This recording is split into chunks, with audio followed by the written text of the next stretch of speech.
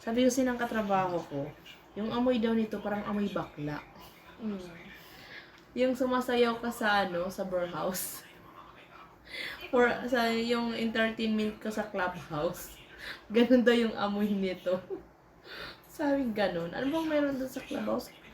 Nag-entertainment with Tris? Actually, the clubhouse that I know is the Mickey Mouse Clubhouse because, yes. Mama, wala na akong masabi. So, anong masasabi mo sa kanila na nakakakain tayo dahil sa kanila? Kasi alam mo, sa totoo lang, yung sweldo ko hindi ko talaga kayang buhayin kayo. Kasi para sa akin, hindi kaya ng sarili ko. Dahil 2,000 lang natitira sa sahod ko. Actually, you're confident. Hindi, sa kanila nga magpapasalamat, hindi sa akin. Kasi kung hindi dahil sa kanila, Yun lang po yung masasabi. wala tayong pagkain sa totoo lang. Hindi ko kayang kitain yung 10,000. Mama, alam mo, ikaw lang makakasagot niyan. Ikaw lang makakapagsagot niyan. Na Yeah, kung anong masasabi mo sa mga viewers mo kasi I really didn't know their comments about that. But wala naman, thank you for supporting my mom. wala namang And bad that's comment. all. Ay, pa-cute. Di mo kaya! Pa-cute lang. That's all I could say. Na thank you for supporting. Support? With F?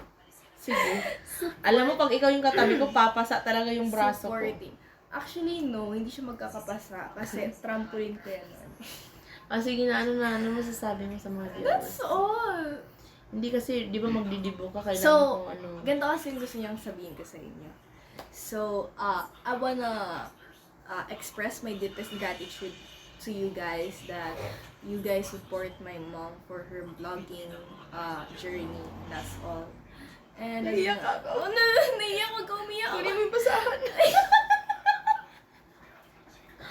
Sige. So, that's all. Pang tatlong that's all. Oh my gosh, okay. Hindi, wait lang. Takpan ka muna. Wala kasi kami sticker. Di kami marunong mag-edit. Sige na kasi, tuloy mo na. Huwag mo nang payakin. Please lang. And so it's already 2 minutes. So I already said what I said